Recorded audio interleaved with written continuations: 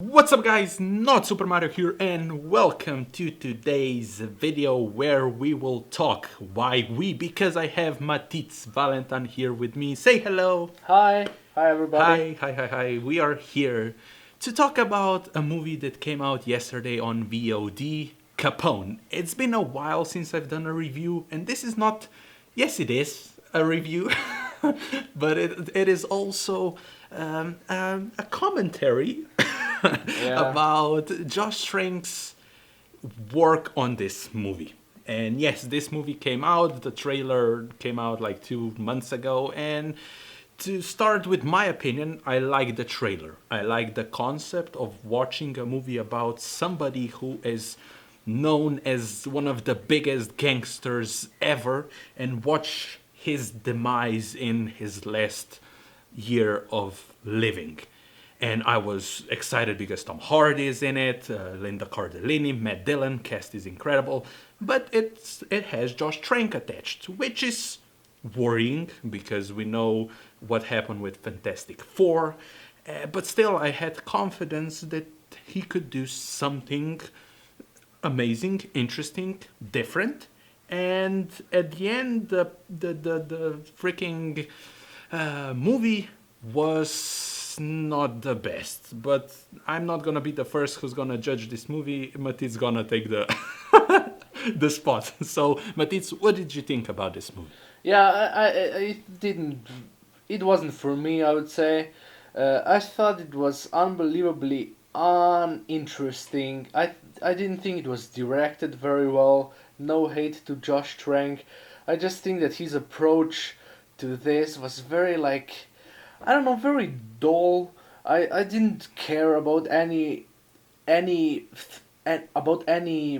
things that were happening in there. By the way, is this a spoiler review? Yeah, let's do a spoiler. It's on VOD, so a lot of people are gonna probably see it. So you can spoil. Yeah, like some reveals that some of the things are happening in his head, and by the end, not much of that matters. And I don't really think what this movie. I don't know what this movie is about because I think that they kind of set up like three different things in this movie. There is one thing with the money. There is one thing with Matt Dillon being dead all time. So this is kind of like remake of Sixth Sense. And there is the third movie with this other son Tony that he has. And by the end of the movie, all of these three subplots or main plots, or I don't know what they are, by the end of the movie, they don't matter anymore. And it's kind of like just, yeah, he's kind of crazy and they're going to take away his statue at the end. And by the end, I thought that, at the beginning of the movie, when he didn't want for them to take away that big statue of his that looked like a giant penis. Yeah, it was actually the wrong way around. Yeah, I think that by the end, when there's like that one shot of them taking it away, I was like, is the money hidden in that? But then they never revealed it, and I was like, oh, I guess it didn't matter. So yeah, the movie kind of pissed me off because it was just. Also, I love bad movies. I am all for bad movies. I think that when bad movies are entertaining, I will watch the shit out of them. I fucking loved Cats later last year. But I cannot stand boring movies. And this is one of those that I kind of could not stand. It's not like the worst movie of the year. I've seen some worse this year, but it's probably my least favorite movie of the year. Well, I will say that I think the biggest problem here is Josh Trank. Yeah, yeah, that's what I said. Not, Yeah, definitely. not.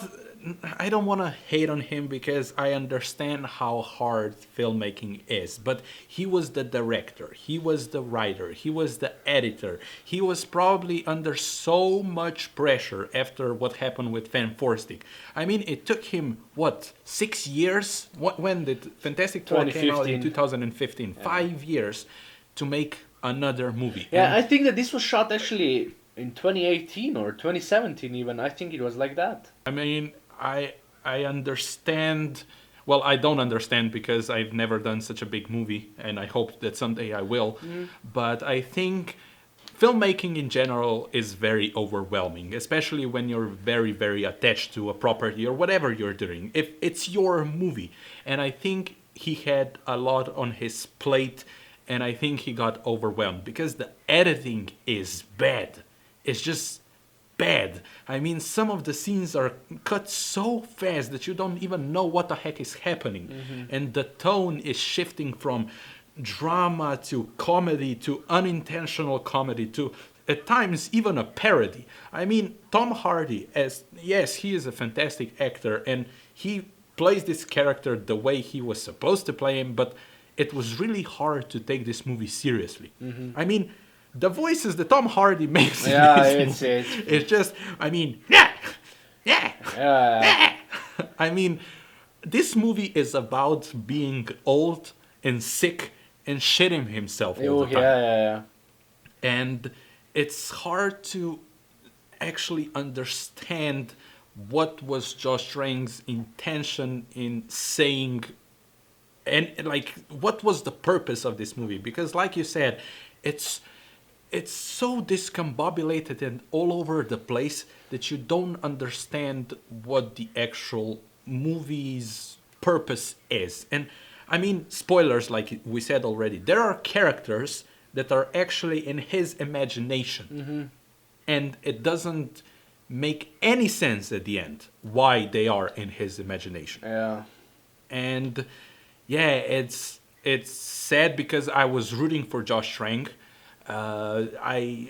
Because Chronicle, I think it's a really good movie. What happened with Femme Four Stick? Yes, some of it was his fault, but not all of it. And it is hard to come back from such a disaster because, in my opinion, there's no redeeming quality in Femme Four Stick. Nothing at all. It's as boring as this movie. And you've got a superhero movie. I mean, how the hell is a superhero movie boring?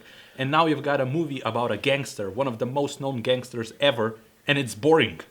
I mean, how the hell you make a gangster movie boring? And I'm sad, and I still hope that Josh Trank is gonna make more movies, but I think he has to find people around him that are gonna help him contribute to his ideas and try to realize them in a better way, because it's overwhelming to make a movie on its own. We just made a movie and we were only two in it, and it's 12 minutes long. Description down below, you can watch it, please watch it. And we saw how hard it was. Even now, with this situation we are living in, it wasn't easy. And when you're making such a big movie with big names like Tom Hardy, Linda Cardellini, and about a character that it's so known as Capone is, it's hard. And unfortunately, it didn't end well. So I'm sad for Josh Trank, but hopefully, I heard somebody saying that this could have a cult following, this movie. Oof, I don't think so. I don't think so, because like you said, it is bad. It's not the worst thing I've ever seen, but it doesn't have the qualities of cult movies that are bad, but they're not actually bad. They're just not understood. You can understand this movie with how confusing it is. I don't know. I don't know what Josh Trank was actually going for here. It's kind of like it's so random. It's very unfortunate, but how I don't want to say incompetent, but I'm going to say it.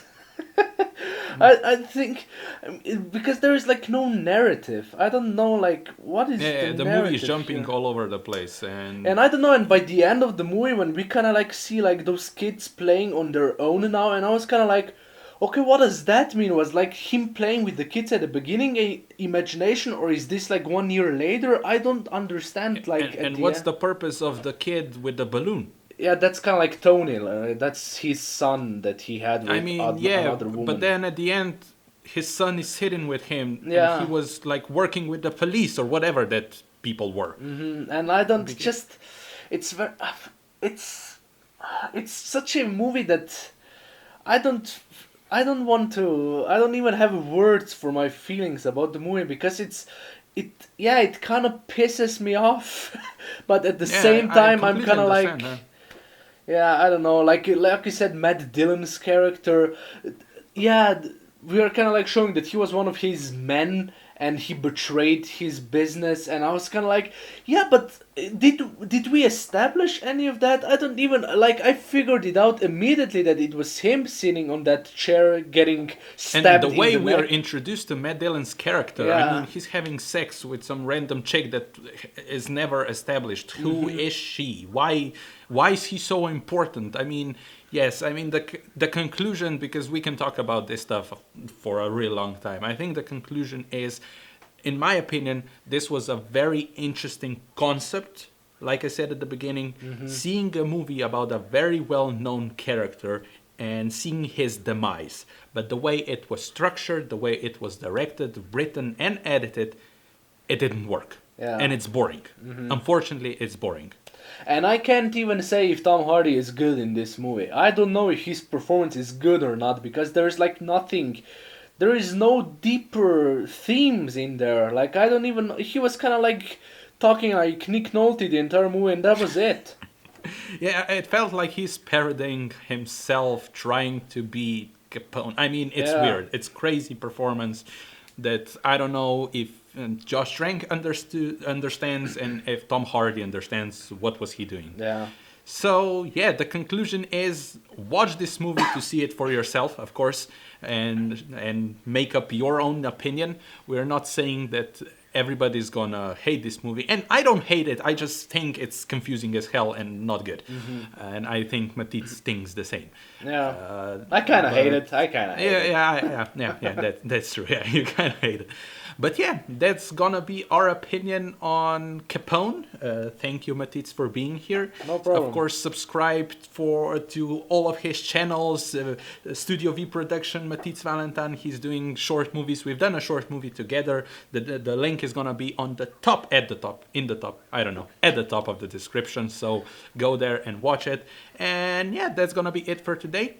If you enjoyed it, leave a like, hit that subscribe button, share this video all over the place, click that bell icon to get notified when I upload, and I see you next time.